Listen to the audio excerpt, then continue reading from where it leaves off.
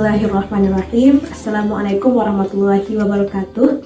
Halo teman-teman semuanya, apa kabar? Semoga selalu sehat-sehat saja ya. Jangan lupa jaga kesehatan dan pola hidup sehatnya. Semoga kita semua terhindar dari COVID-19 yang sedang menyebar pada saat ini. Amin.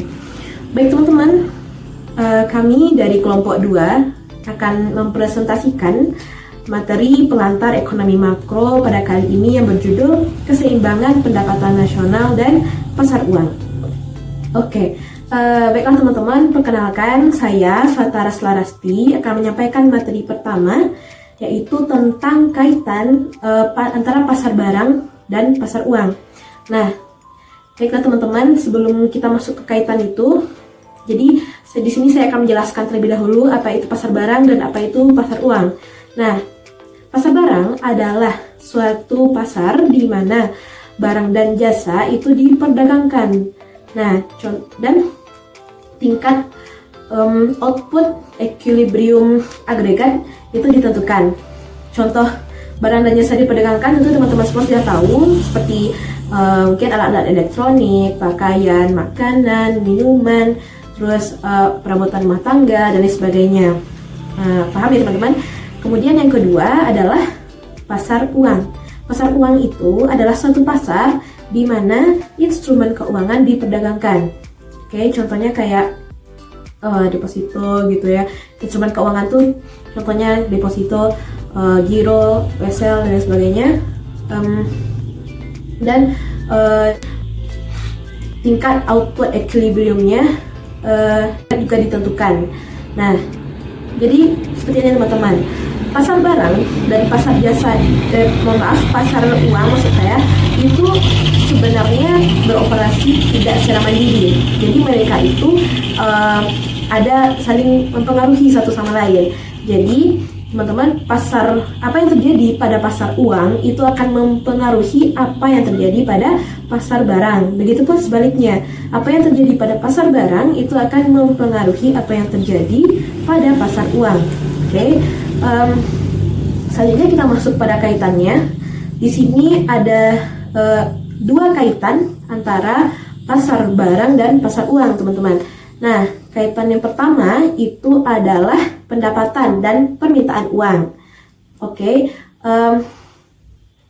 Jadi kaitan pertama antara pasar barang dan pasar uang itu terjadi karena permintaan uang itu bergantung pada pendapatan.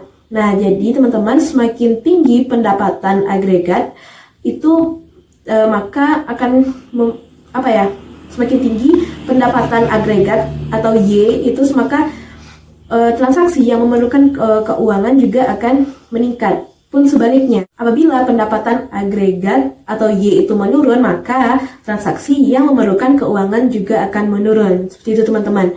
Nah, jadi teman-teman, dengan kata lain, peningkatan output atau pendapatan itu yang mana ditentukan oleh pasar barang dengan suku yang tetap konstan, dengan bunga yang tetap konstan maksudnya, maka akan mempengaruhi dan membuat terjadinya peningkatan pada permintaan uang. Seperti itu ya teman-teman. Jadi pada kaitan pertama ini dapat kita ambil suatu kesimpulan di mana pendapatan apabila dia semakin tinggi, maka permintaan uang pun juga akan semakin tinggi gitu. Begitu juga sebaliknya, jika menurun pendapatan agregat, maka permintaan uang juga semakin menurun. Seperti itu ya teman-teman. Kaitan yang kedua adalah belanja investasi yang direncanakan dan tingkat bunga. Nah, kaitan kedua antara pasar barang dan pasar uang yang kedua ini terjadi karena belanja investasi yang direncanakan itu bergantung pada tingkat bunga. Nah, jadi dalam praktiknya investasi itu sebenarnya tidaklah tetap. Nah, investasi itu bergantung pada variabel perekonomian yang utama. Salah satunya adalah tingkat bunga. Jadi teman-teman, apabila tingkat bunga itu semakin tinggi atau semakin meningkat, maka belanja investasi yang direncanakan itu semakin menurun. Gitu juga sebaliknya.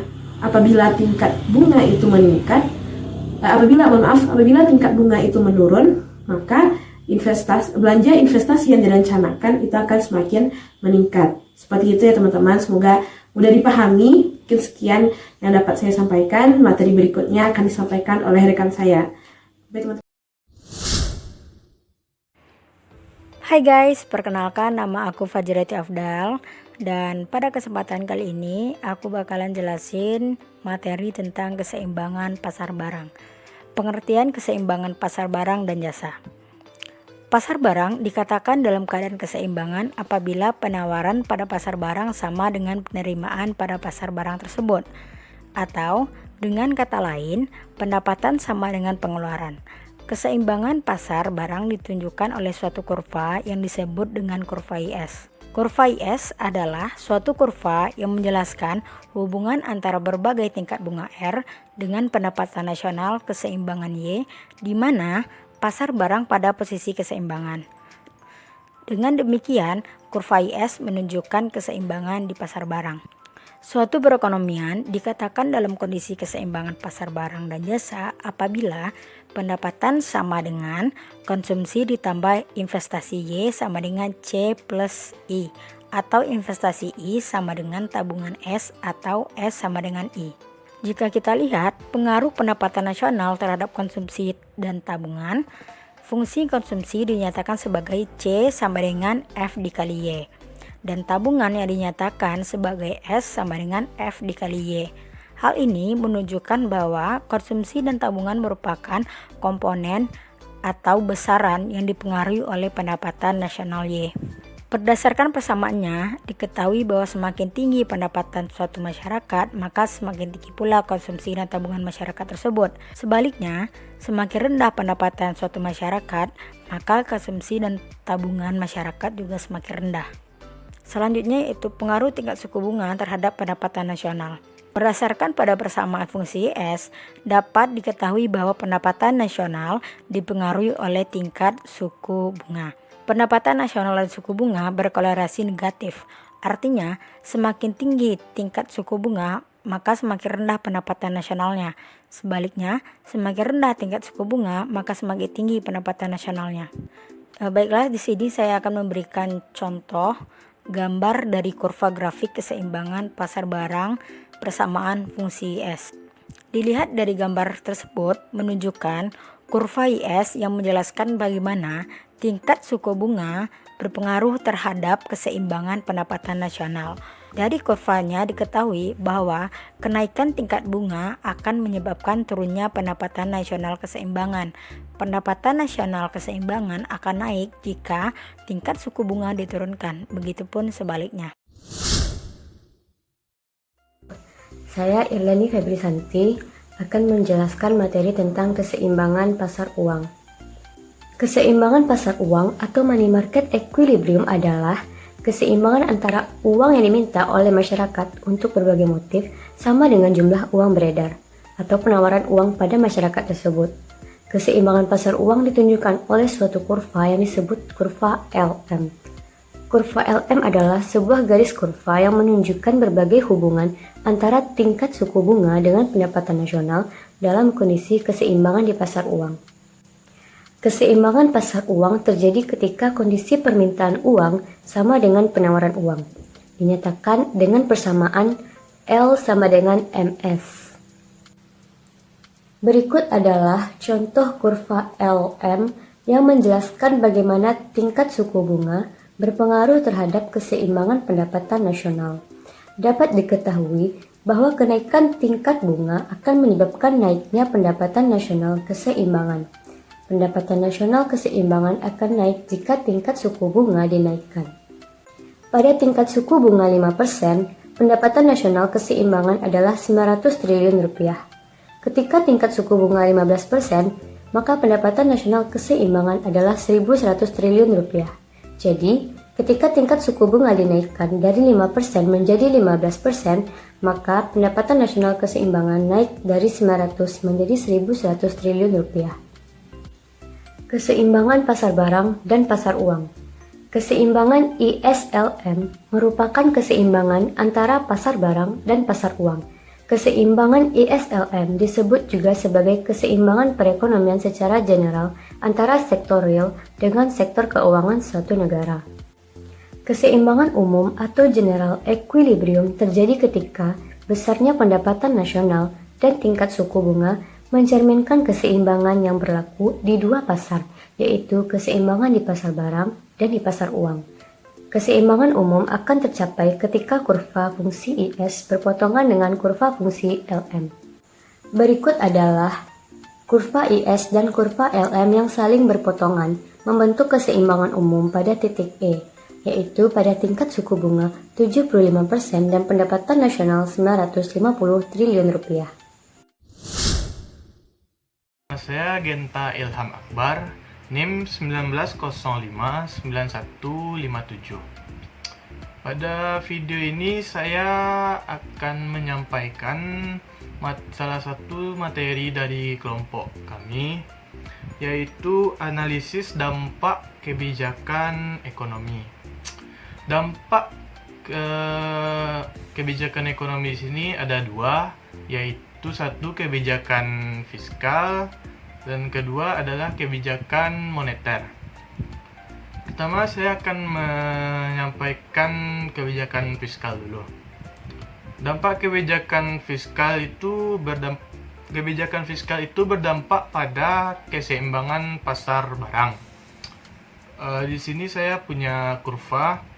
Jadi pengeluaran pemerintah yang ekspansif atau fiskal ekspansif menyebabkan kurva IS bergeser ke kanan. Pada tingkat bunga yang sama atau R1, pergeseran kurva tersebut menyebabkan output keseimbangan tergeser dari Y0 ke Y1.